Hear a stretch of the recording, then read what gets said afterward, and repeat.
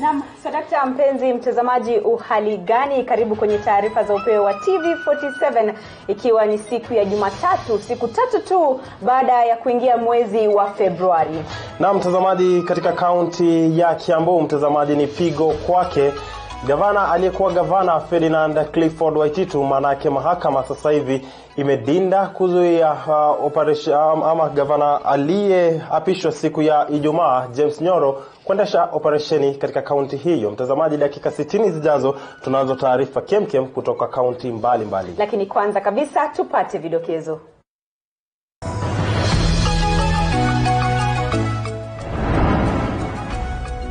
Ufadhili wa mikutano ya BBI wazua hisia kinzani miongoni mwa wanasiasa.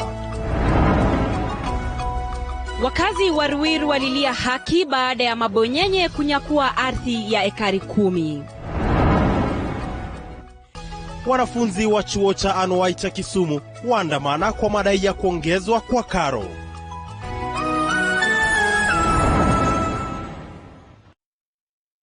Safi kabisa mtazamaji, tunaanza na taarifa za tanzia ambapo vifo vimeripotiwa katika shule ya msingi ya Kakamega ambapo wanafunzi wamefariki kutokana na purukushani ambayo ilitokea walipokuwa wanatoroka kupigwa viboko. Ni taarifa ambazo mtazamaji tunazipata kwenye chumba chetu cha habari jioni ya leo. Wanafunzi wamefariki huku zaidi ya wanafunzi 50 wakipelekwa hospitalini kupata matibabu ya dharura ambapo kulikuwa na purukushani ambayo ilitokea. Wanafunzi hawa walikuwa wanatoroka kupigwa. Kwa njia ya simu moja kwa moja Mulindi Keri hadi sasa hivi, iwapo unalipata Mulindi Keri, hebu tupe taswira kamili ya hali ilivyo katika shule ya msingi ya Kakamega. Napata kwa njia hiyo sana ndugu ipo katika katika na darasa hili tulilokutana inaweza kuhesabu 15 ya wanafunzi wakiwekwa ndani ya gari ya polisi kwa katika hifadhi ya wafu. 15 ndio nimeweza kuhesabu pale, lakini kwa sasa naweza kudhibitisha kwamba 15 imetolewa hapa hivi na kupeleka katika hifadhi ya wafu ya Kakamega. Taarifa kwamba wanafunzi hawa waliteleza kutoka orofa ya 3 wakiwa shuleni jioni ya leo, na baada ya kuletwa hapa hali itakuwa ni sawa vile. Baadhi yao wameaga dunia kama nilivyotaja awali. 15 miili nimehesabu, na tunazidi kufuatilia tu kuona hali itakuwa vipi.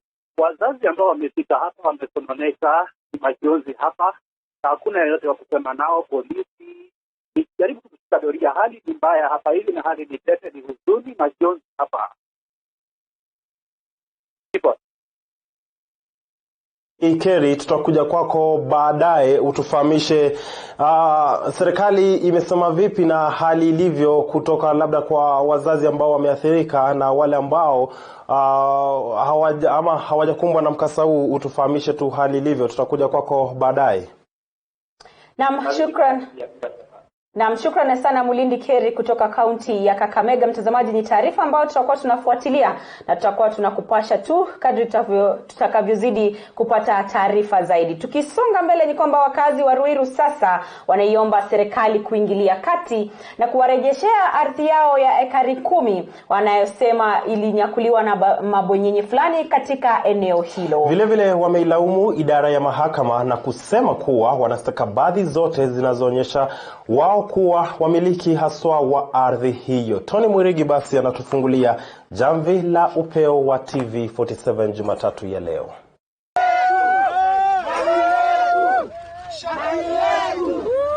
Idara ya upelelezi imeanzisha uchunguzi katika eneo la Ruiru kufuatia kile kinachotajwa kuwa unyakuzi wa ardhi ya ekari 10 katika eneo hilo. Wanahisa wa kampuni ya Gatundu Nyakinywa wanasema kuwa mashamba yao yametwaliwa na mabonyenye na wamelaumu mahakama kwa kulemaza shughuli za kupata haki yao. Yeye anajigamba hata tuende ofisi kuu gani ya president, tuende hata ofisi ya huyu Chief Justice, ama tuende ya hiyo ya Kenote ama wapi, kila kitu iko mkononi mwake. Kulingana na wenyeji wa eneo hilo, watu fulani wenye pesa wamewalipa vijana ili kumfurusha yeyote atakayekanyaga katika ardhi hiyo. Masai hawa walikuja. Hata ni bahati tu mimi nikiwa niliangalia nyuma nikaona mapanga iko juu. Nikanyenyekea, hawakuniua. wakaniambia wamepewa ilani kwamba mtu yote akikanyanga hii shamba auawe, kesi iwe juu yake. Wakionyesha ghadhabu yao, wananchi hao wamedai kuwa na stakabadhi zote zinazohitajika kuonyesha umiliki wa ardhi hiyo, na wameonekana kuinyoshia kidole cha lawama idara ya mahakama kwa kile wanachokitaja kuwa utepetevu katika kusuluhisha mgogoro huo. Juu tuko na vitu yote ile serikali inataka. Ile serikali inataka, tuko na vitu yote. Mama yangu alifariki akifikia hii shamba. Sisi tumeenda mpaka Kenya Gazette kama watoto wake na imepitishwa kotini. Koti hakuna haki inaweza tupea. Ile pesa wanamwagiwa, hakuna haki, hakuna nini. Sasa wanamuomba Rais Uhuru Kenyatta kuingilia kati ili kutatua swala hilo. Nikiripotia TV47, mimi ni Tony Mwirigi. Mbali na hayo, mtazamaji, zaidi ya wanafunzi 34 waliofeli katika mtihani wa kitaifa kutoka familia zisizojiweza wamejiunga na kidato cha kwanza katika shule za upili. Hii ni kutokana na amri kutoka kwa Wizara ya Elimu chini ya uongozi wake Profesa Magoha, ambaye alizuru shule hizo. Chichi Josephine na maelezo zaidi. Waziri wa Elimu Profesa George Magoha hilo alizuru shule ya upili ya Nakuru West Kaptembwa, ambako aliongoza shughuli ya kusajili wanafunzi waliofeli katika mtihani wa kitaifa mwaka jana, ikiwa ni mojawapo ya azimio la kufikia mabadiliko ya 100%. We are here in Kaptembwa. We are still going on, but I thought it would be nice to tell you that we have already gotten 34 children. 10 of them are being admitted to this school where we are speaking from.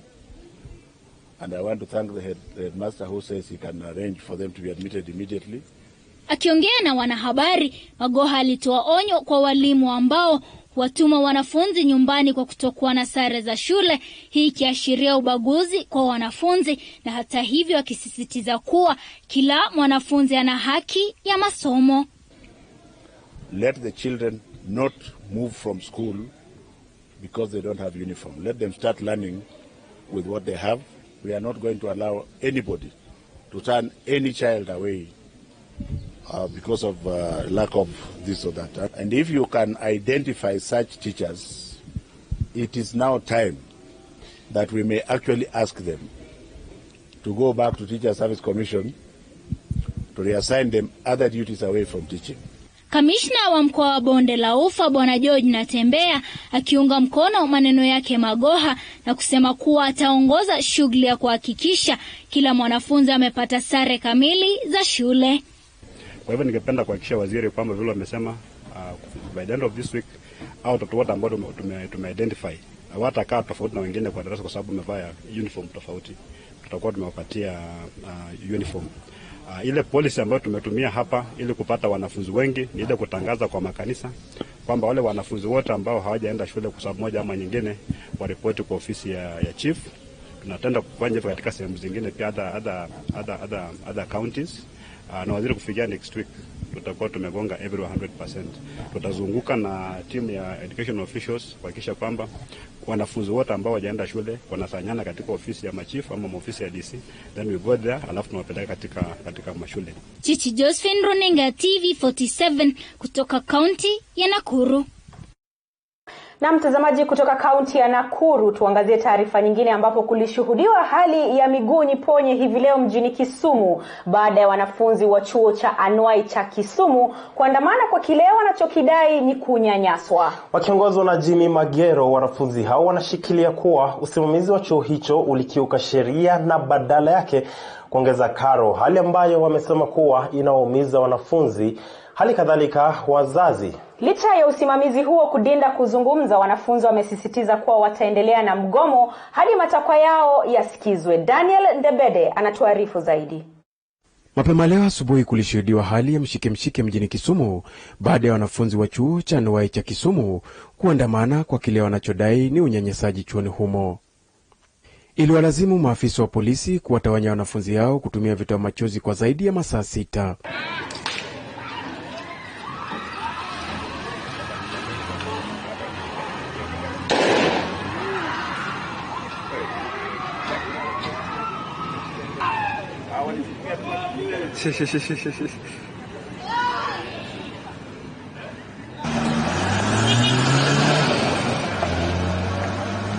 Wanafunzi hao wakiongozwa na Jimmy Magero wanasisitiza usimamizi wa chuo hicho ulikiuka sheria na badala yake kuongezea karo, hali ambayo wamesema kuwa inaumiza wanafunzi hali kadhalika wazazi wao.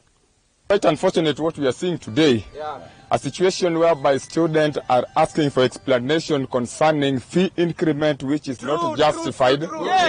And instead of the management and administration coming out to clarify to students who are their clients, they have done everything they can to ensure that they get information concerning that increment, but the administration has completely failed to explain why such fee has been increased. As the student fraternity and student leadership, I want to state here very clearly that we stand for sanity in learning institutions. We realized that there was an increment of the school fee by 6,000 to the technical students, and the same technical students do not partake any practical.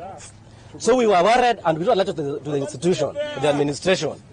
The letter has never been responded to, and this one made us to at least demonstrate peacefully, and we have a right to demonstrate peacefully. A memo was submitted to the administration 2 weeks ago. Actually 2 weeks ago. We came to school and yet policemen had already arrived in school. We are being chased around, they're even interfering with the community at large. We need the principal to explain why we are paying fee as much as the parallel institutions. Why is Magoha not raising an issue? We don't have chairs in school. We don't have anything in school. We don't even have enough lecturers in school. We want Magoha to come and address this issue, or else Poly will be a no-go zone. Hata hivyo, juhudi za kuzungumza na usimamizi wa chuo hicho haukufua dafu, huku wanafunzi wakidai hawana nia ya kuharibu chochote chuoni humo, wakisema wanatarajia malalamishi yao yatasikizwa ili shughuli za kawaida zirudi kama hapo awali. Daniel Dembede, TV47, kaunti ya Kisumu. Kwingineko, mtazamaji, wakili wa aliyekuwa gavana wa kaunti ya Kiambu Ferdinand Clifford Waititu Wilfred Nyaga amewataka mawakili wanaowakilisha serikali ya kaunti ya Kiambu na gavana James Nyoro kuwasilisha stakabadhi ambazo zinaonyesha mpangilio wa shughuli za kaunti ya Kiambu za tarehe 19 mwezi wa Disemba, na pia idadi ya wawakilishi wadi waliokuwa tarehe hiyo ya 19 mwezi huo wa Disemba, siku ambayo Waititu aliondolewa ofisini. Salome Mwirori na taarifa zaidi. Mbele ya Jaji James Makao, wakili wa Ferdinand Waititu alishikilia kuwa alihitaji nakala za bunge la seneti za siku ya kubanduliwa kwake, nakala za kaunti ya Kiambu za tarehe 19 mwezi wa Disemba mwaka uliopita, pamoja na orodha ya wakilishi wadi waliokuwepo na kupiga kura tarehe hiyo. Basically, when the court says that we've not brought any application, any prayers, and we are on by pleadings, what could we have done? So the court is actually at a place where it ought to look at both ways and find that we are at no fault. We don't have about your request. Yes, going to consider your request. Very well, madam. Huku hayo yakijiri, Jaji James Makao alikuwa ameshatoa uamuzi wake wa kupinga maombi ya Waititu ya kumzuia gavana wa Kiambu James Nyoro kumteua naibu gavana kwa madai kuwa ombi lake halikuwa na ushahidi thabiti wa kusimamisha shughuli hiyo. I decline to grant the conservatory orders under prayer number 11 and 12 of the petitioner's notice of motion dated 30th January 2020. I've said course will be in the course. Those are my rulings. Now, do we have to... Kesi hiyo itasikizwa tena mahakamani tarehe 27 Januari mwaka huu baada ya mawakili kupewa muda wa kuwasilisha stakabadhi muhimu katika kesi hiyo. Salome Mwirore, TV47. Naam, shukrani sana Salome Mwirori. Mtazamaji, umetimia wakati wa mapumziko mafupi, lakini kabla hatujaondoka kwa mapumziko, taarifa ambayo tulikuarifu hapo awali ni kwamba kufikia sasa wanafunzi 13 wameripotiwa kufariki huku wengine 38 wakiwa na majeraha mabaya. Hiyo ni taarifa ambayo tulikupatia hapo awali kutoka shule ya msingi ya Kakamega ambapo palitokea purukushani na wanafunzi wakaweza kuumizwa vibaya. Na kulingana na OCPD wa kaunti ya Kakamega, anasema kuwa ni mmoja hadi sasa hivi ambaye yuko kwenye hali mahututi. Mtazamaji, dakika hii ya 15 tuende kwenye mapumziko. Tukirejea tunazo taarifa zingine kutoka kaunti mbalimbali.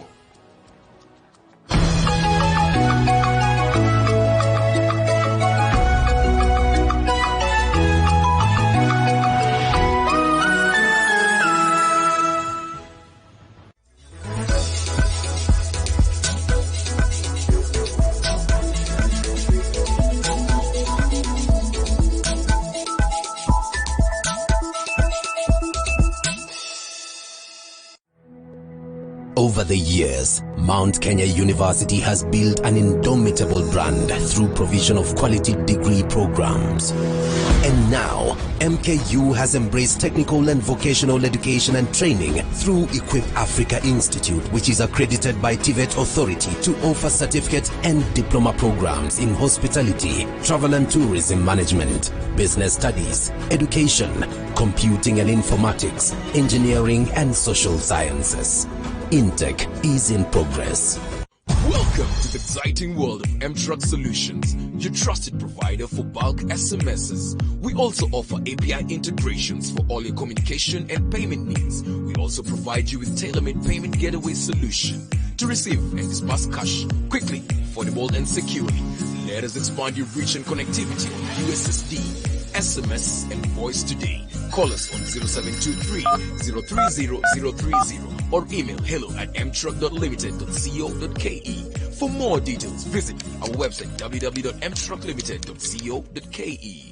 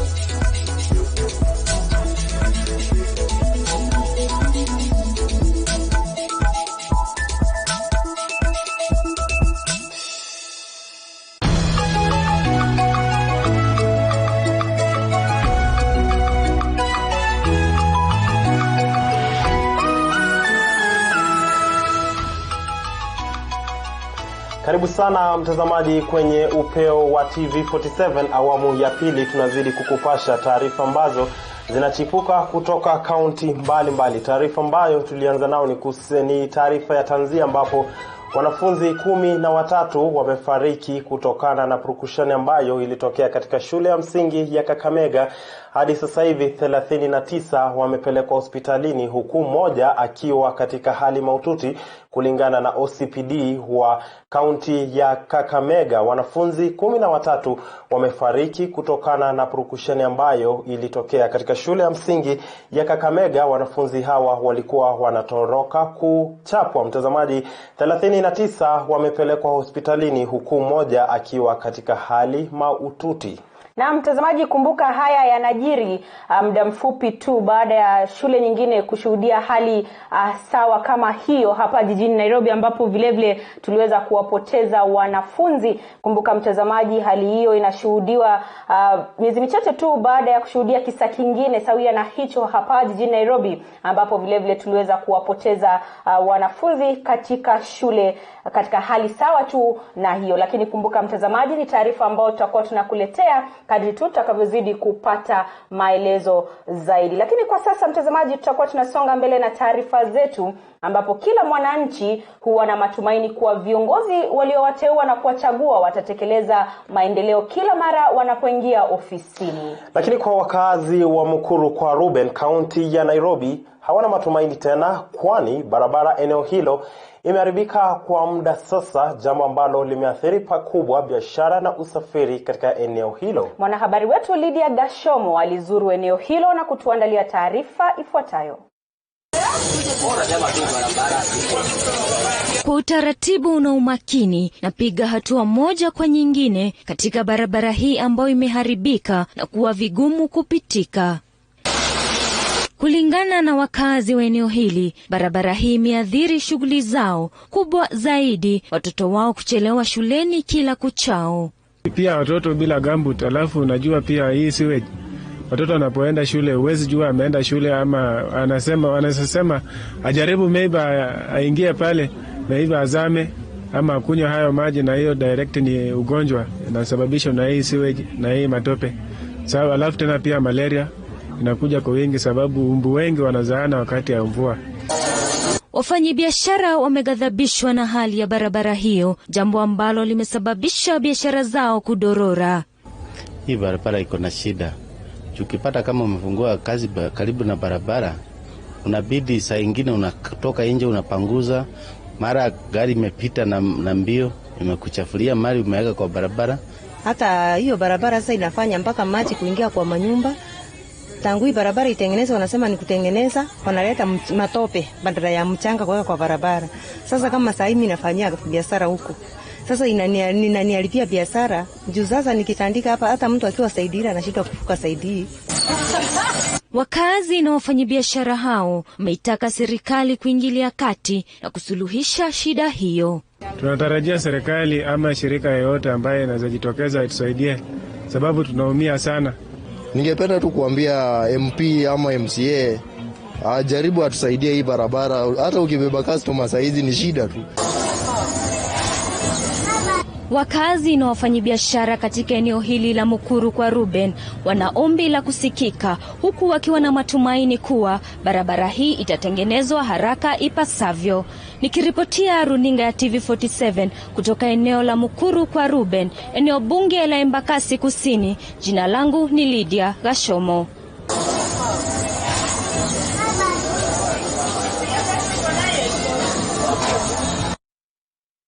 Mtazamaji, mbali na hayo, mkutano wa 5 kwa kuwahamasisha Wakenya kuhusu ripoti ya BBI ukitarajiwa kuandaliwa katika kaunti ya Meru, huenda fedha za kuandaa mikutano hiyo zikatoka kwa mfuko wa umma, huku mzozo ukinuka baina ya viongozi kuhusu mgao unaotolewa kwa maeneo mbalimbali. Mwanahabari wetu Zipora Siokau ametuandalia taarifa hiyo kwa kina.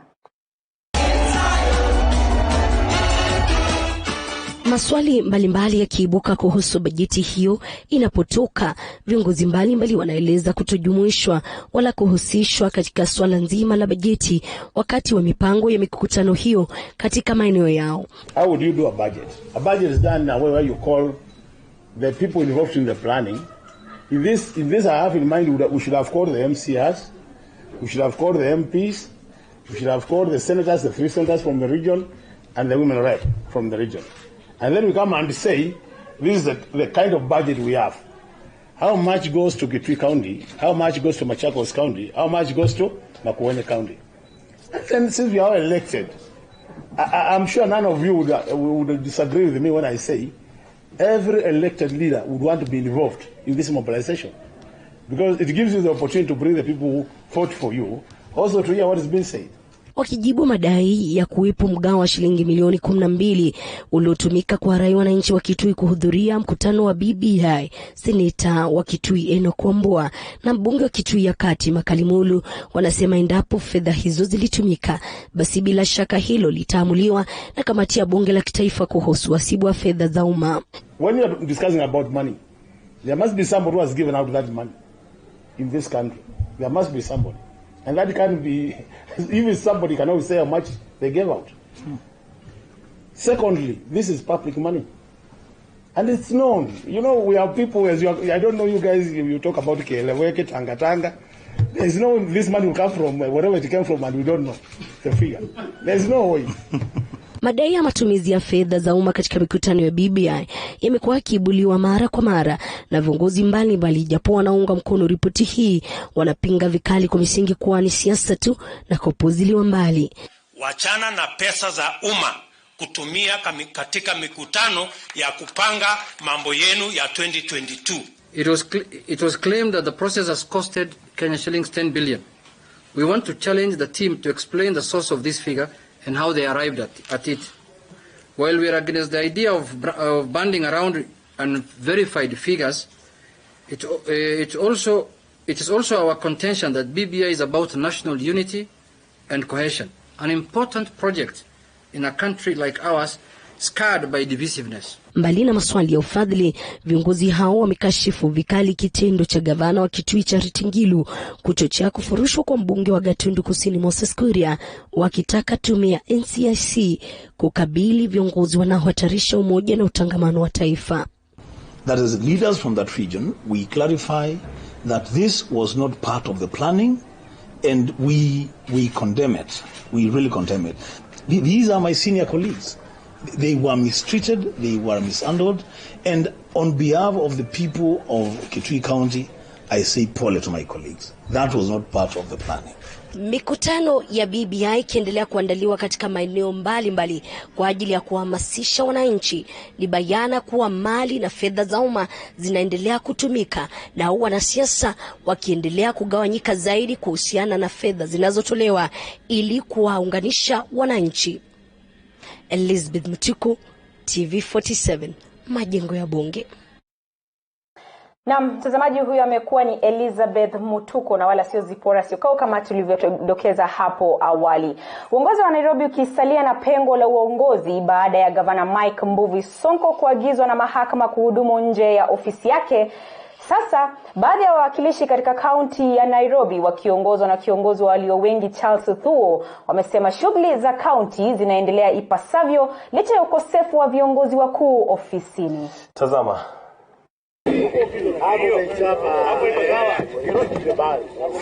Baadhi ya wawakilishi wa bunge la kaunti ya Nairobi wamejitokeza na kudokeza kuwa uongozi wa kaunti hiyo uko imara na wakati chochote kitahitajika kufanywa watafanya maamuzi wakati huo. Charles Thuo ni kiongozi wa walio wengi katika bunge la Nairobi. On the issues of our governor and the issues of the deputy governor is that as MCAs elected, we are fully capable of dealing with our business. We do not need any people from anywhere to interfere with us. When we need and when we see the need, we shall do anything that we're supposed to do. Baada ya usafi wa jiji kuonekana kudorora, mwenyekiti katika bodi ya bunge hilo Mark Ndungu alisema serikali ya kaunti ya Nairobi kwa ushirikiano na NYS itaanza usafi mara moja kuanzia kesho. Kuanzia kesho hata garbage NYS wataingia wakishirikiana na vijana wetu wa ward ambao watapata ile employment kutoka kwa NYS. So I want to tell the Nairobians, hakuna vacuum na kazi inaendelea kupangwa. Niambie executive kitu moja. We have heard kuna watu wanaona ati kuna vacuum sasa wanaanza kuchukua advantage. Let me tell you, we are watching. Hata hivyo, suala la uteuzi wa naibu gavana wa kaunti hiyo litajadiliwa pindi tu spika wa bunge hilo Beatrice Elachi atatoa tarehe ya vikao maalum. Isitoshe, wawakilishi hao waliwaonya baadhi ya wachache walio na nia ya kufuja mali ya kaunti hiyo kuwa watachukuliwa hatua kali za kisheria. The same way ambao governor alikuwa na instruct watu wavutwe, tutaambia EACC ianze kuwachunguza. To finish, I want to say this. As the members of the assembly, Sonko is still the governor. Ile kitu amekatazwa ni kuaccess his physical office, but he is still the governor. Haya yote ya kijiri, kiongozi wa walio wachache katika bunge hilo la Nairobi David Mberi akihojiwa katika runinga moja humu nchini alisema baadhi ya ajenda watakazoziangazia bunge litakaporejea vikao vyake ni kumbandua gavana Mike Mbuvi Sonko. Nikiripotia TV47 Nairobi, jina langu ni Joash Onsare. Safi mtazamaji, tuzidi kusonga mbele na upeo wa TV47. Licha ya serikali kupitisha sheria ya sodo za bure kwa wasichana shuleni mwaka wa 2017, takwimu bado zinaonyesha haja ya jitihada zaidi kwa kuwa wasichana wengi haswa wanaoishi vijijini bado hawajafaidika na mpango huo. Ebi Weyeme, mwanzilishi wa The Grace Cup, anashinikiza suluhisho la bidhaa zinazotumiwa zaidi ya mara moja. Kawira wa Kithenji anafafanua zaidi katika makala ya hedhi yenye hadhi. Mwezi Juni mwaka wa 2017, Rais Uhuru Kenyatta alitia sahihi na kupitisha sheria na amri kwa serikali kutoa sodo za bure kwa wasichana wanarika shuleni. Mapema mwezi jana, polisi walimkamata mwanabiashara aliyekuwa akiuza sodo zilizokuwa zimepitisha muda wa ubora wake maeneo ya Juja.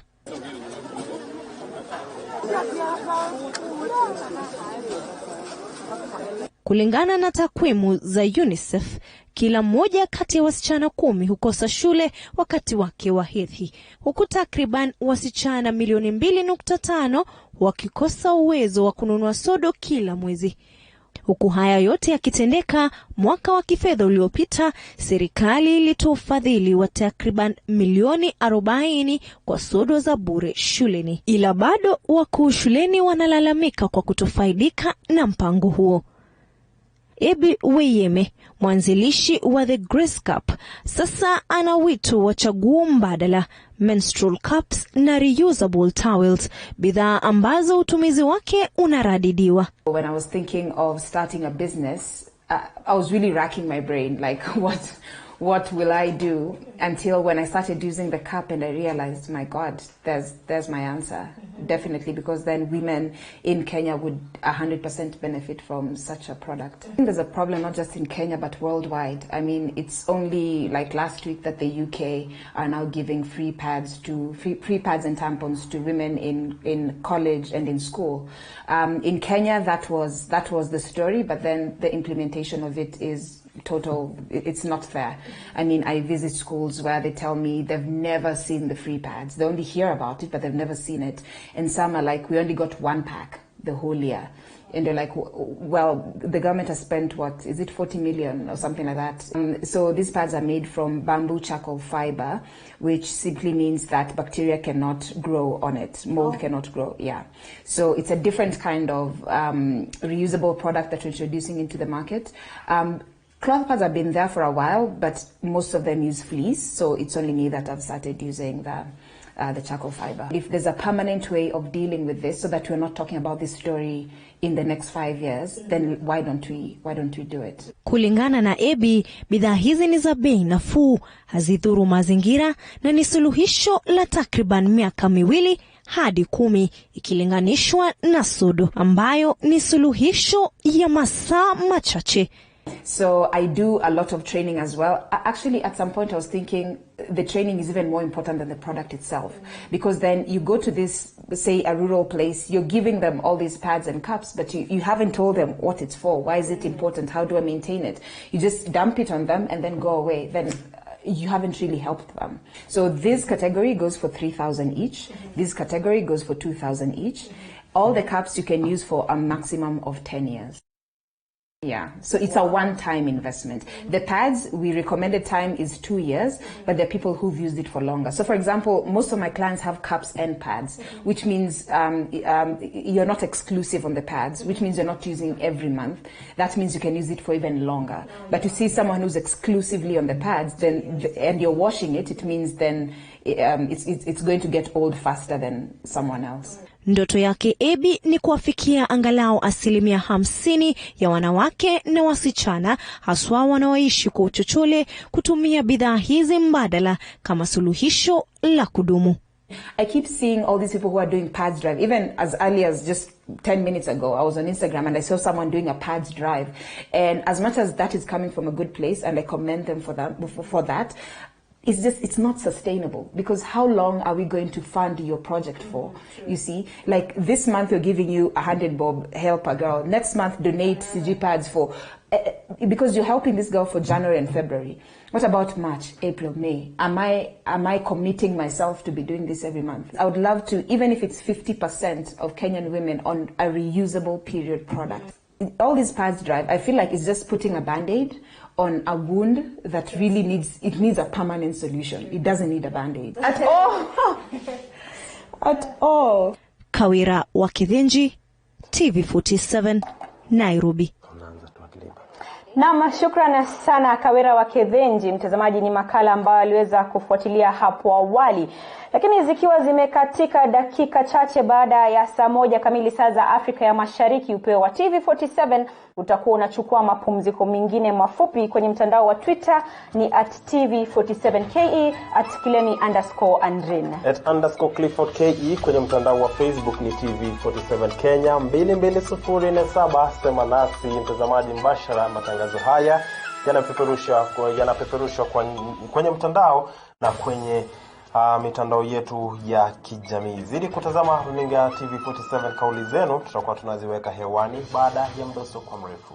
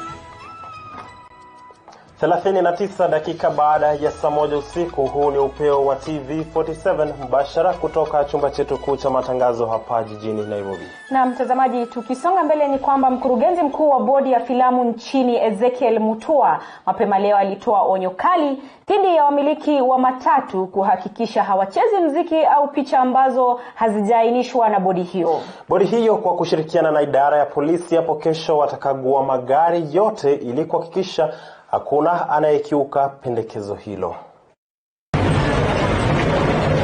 Asilimia 70 ya Wakenya hutumia matatu kila siku, na mara nyingi abiria hana budi kuchagua gari lile atakalosafiria.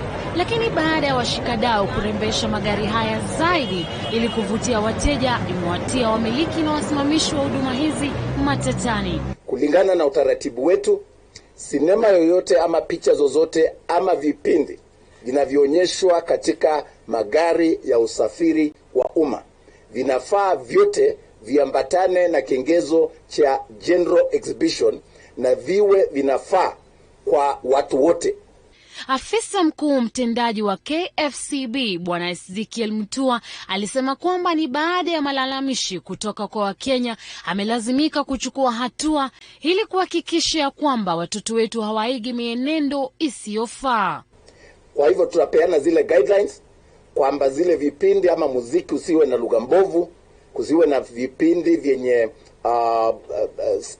obscene images, na kwamba wazingatie kuchunga watoto maadili yao yasiharibiwe wanaposafiri katika yale magari ya umma. Msako mkuu utafanyika hapo kesho katika kaunti zote humu nchini ambao utaongozwa na Bwana Ezekiel Mutua ili kuhakikisha kwamba kanuni za burudani walizobuni zimetekelezwa kikamilifu. Siku ya Jumanne, tarehe 4 mwezi wa pili mwaka wa 2020, tunaanzisha msako katika kila pembe ya nchi kuhakikisha kwamba magari ambayo yameweka zile screens yanabatana ama yanazingatia regulation za Kenya Film Classification Board. Ni jukumu la kila mwanabiashara kuhakikisha kwamba wateja wake wamepata huduma za hali ya juu, na heshima ni muhimu katika jamii yetu ya Kiafrika. Nikiripotia runinga ya TV47, jina langu ni Vanessa Ndavi. Safi. Magavana takriban 16 ambao wamekuwa wakiendesha shughuli zao katika ofisi yao hapa jijini Nairobi wamepigwa na mshtuko. Hii ni baada ya kufungiwa afisi zao jijini Nairobi na kuamrishwa na mahakama katika jengo la Delta baada ya kukosa kulipa kodi. Hata hivyo, msimamizi wa nyumba hizo aliamrishwa kufunga ofisi hizo. Baadhi ya kaunti ambazo zimeathirika ni ikiwemo Bungoma, Nyeri, Mombasa, Tharaka Nithi, Migori, Mandera, Turkana, Kirinyaga, Samburu, Kisumu, Lamu, Kitui, Isiolo na Vihiga. Magavana takriban 16 ambao wamekuwa wakiendesha shughuli zao katika jiji la Nairobi wamepigwa na mshituko baada ya kufungiwa afisi zao jijini Nairobi na kuamrishwa kuhama katika jengo la Delta. Hata hivyo, msimamizi wa nyumba hizo aliamrishwa kufunga afisi hizo. Duru zinaarifu kuwa baadhi ya kaunti ambazo zimeathirika ni ikiwemo Bungoma, Nyeri, Mombasa, Tharaka Nithi, Migori, Mandera, Turkana, Kirinyaga, Samburu, Kisumu, Lamu, Kitui, Isiolo na Vihiga. Kulingana na ripoti ya kuendesha shughuli katika afisi hizo, ni tanukuu: tafadhali kumbuka kuwa makubaliano ya kukodisha afisi baina ya baraza la magavana na mwenye nyumba inakamilika tarehe 31 Januari mwaka 2020. Baada ya hapo, baraza la magavana litapeana ushukani kwa mwenye nyumba. Aidha, kaunti zinatakiwa kulipa deni hizo na kufanya mipango na mwenye nyumba. Kulingana na ripoti hiyo, kaunti ya Baringo ina deni ya shilingi milioni 2.6, Bungoma milioni 2.2, Nyeri milioni 2.2 na Mombasa milioni 5. Tharaka Nithi ina deni ya shilingi milioni 1.4, Migori ikiwa na deni ya shilingi milioni 2.6. Kaunti ya Mandera ina shilingi ya deni milioni 2.2, Vihiga milioni 3.2, Kirinyaga milioni 411,309, Samburu milioni 3.2, Kisumu milioni 2.7, Kitui milioni 6.2 na Isiolo milioni 4. Paul Kirobi, runinga ya TV47. Mtazamaji, kwingineko ni kwamba chuo kikuu cha Mount Kenya kimezindua upya mstakabali wa maelewano baina ya chuo hiki na kampuni ya Bidco. Maelewano haya yananuia kuwafaidi wanafunzi walio shuleni na kuwapa nafasi za masomo ya ziada almaarufu internship. Yupo mwanahabari wetu Zablon Masharia ambaye amezamia taarifa hii. Ikiwa ni njia ya kuwafaidi wanafunzi walioko kwenye vyuo vikuu, kampuni ya Bidco inajitahidi kushirikiana na vyuo mbalimbali ili kuwapa wanafunzi nafasi za kujiendeleza kibiashara. Chuo kikuu cha Mount Kenya kikiwa ni mojawapo kimezindua mustakabali wa maelewano na kampuni hiyo. Public-private partnership, what we refer to is coming together and finding solutions that are viable and long-term. Akizungumza katika hafla hii, mkurugenzi mtendaji wa kampuni ya Bidco Chris Days amesema kuwa wanafunzi watapewa nafasi ya kukuza ujuzi wao. We look forward to identify and to collaborate, Professor, with your team, that we are able to employ more Kenyans, because Bidco Africa is one of the companies that is supporting the government of Kenya in the Big Four initiatives. Ameongeza kuwa wanajitahidi kushirikiana na wanafunzi walio na biashara ndogo kwa kuwapa bidhaa za kampuni hiyo ili kusambaza na baadaye mwanafunzi yule kupata faida. Kwa upande wake, kaimu naibu chancellor wa chuo kikuu cha Mount Kenya Professor Peter Wanderi amepongeza jitihada ya kampuni ya Bidco na kuahidi kufanya kazi pamoja, hususan ili kuwafaidi wanafunzi wa chuo hicho. We have all benefited from it, and we are sure that it is not only going to benefit the two organizations, but to reach out to the communities. Zablon Masharia, TV47, Nairobi.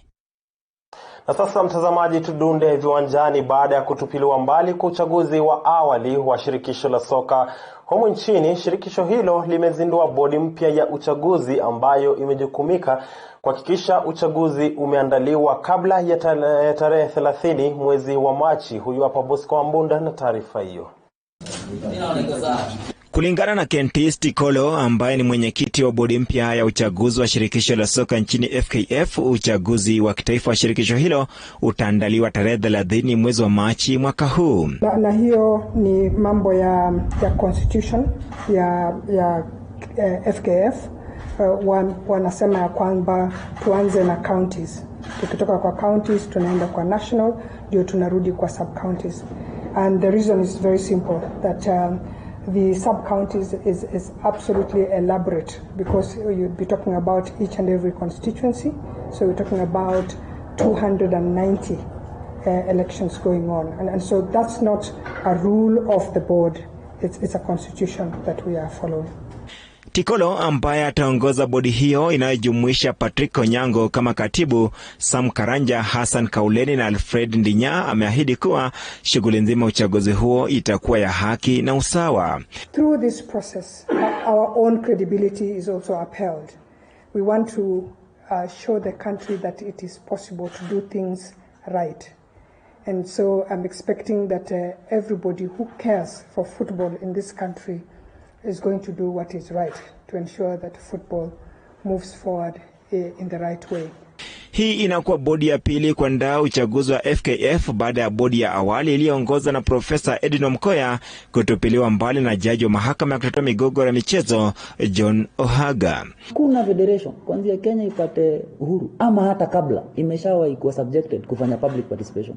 Wale wanapiga kelele walikuwa kwa ofisi, hawakuwa ifanya. In fact wengine walileta code hiyo siku ya AGM ndio ilipita.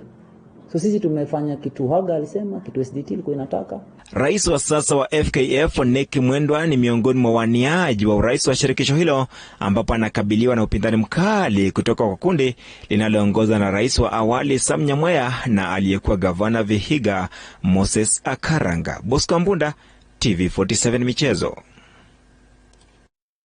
Naam, shukrani sana Bosco Ambunda. Kwingineko, timu ya raga ya wachezaji 15 ya Strathmore Leos ilisajili ushindi wake wa 13 msimu huu katika ligi ya daraja la pili ya Championship na kuimarisha matumaini yao ya kufuzu Kenya Cup msimu ujao, huku chuo kikuu cha Masinde Muliro kikifuatia kwa ukaribu. Jason Sagini na taarifa hiyo kwa kina.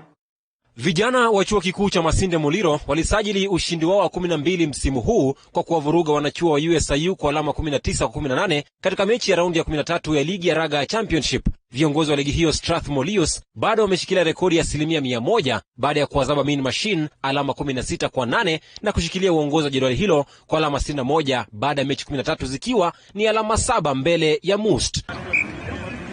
Egerton Warps wanaoshikilia nafasi ya 5 kwa alama 27 waliwachoma Kisii RFC wanaovuta mkia kwa kichapo cha alama 22-0. South Coast Pirates wakapiga ushindi mwembamba wa alama 15-14 dhidi ya Catholic Monks. Mombasa RFC waliwazaba Northern Suburbs kwa alama 8-0, nao Eldoret RFC wakawahangaisha UOE Trojans kwa kichapo cha alama 9-8. Kadi sasa Mean Machine wapo katika nafasi ya 3 na alama 40, USIU Marshall wakiwafuata na alama 28, Egerton Wasps wakiwa nafasi ya 5 na alama 27, kisha South Coast Pirates wanafunga 6 bora na alama 27. Kisii na Mombasa RFC zinapigania kuepuka kushuka daraja baada ya kusajili alama 9 na 18 mtawalia zikiwa nafasi ya 12 na 11. Jason Sagini, TV47 Michezo. Shukran sana Jason Sagini kwa taarifa hiyo ya spoti na raga. Mtazamaji, tumefika tamati wa Upeo wa TV47. Jumbe zenu kwenye mtandao wa Twitter @TV47KE, @_CliffordKE, @Kilemi_Andre, na yupo Elseo Mwavula na wapata vizuri sana niko Mombasa. Inasikitisha sana watoto wanapoteza maisha namna hiyo. Naam, na kwenye Facebook ambao ni TV47 Kenya namuona Fresha Mauzo ambaye anasema anatupata vyema akiwa maeneo ya Embu. Mwingine ni Ibrahim Bwana. Kauli yake ni kwamba Kenyan politicians are short on 2 things: transparency and honesty. Anasema I am not mentioning any names. Kwenye 22047 hai hamjambo, tuko chonjo tunatazama TV47 Murera Ndarasha. Hapo ni Juja. Naitwa Steve Sign Writer. Shukran sana Steve kwa kauli yako mtazamaji. Imekuwa ni wakati mwema sana kutaarifu taarifa ambazo zimegonga vichwa vya habari siku hii ya leo. Papa hapa kutoka kwangu sina la ziada. Na mtazamaji, tumekuwa tukikupeperushia taarifa hizi moja kwa moja kutoka chumba chetu cha habari hapa jijini Nairobi. Nimekuwa wako Andrin Kilemi, aliyekuwa kaliga ya ishara ni Josephine Ouko. Mimi ni Cliff Ndubi, tupatane saa 3.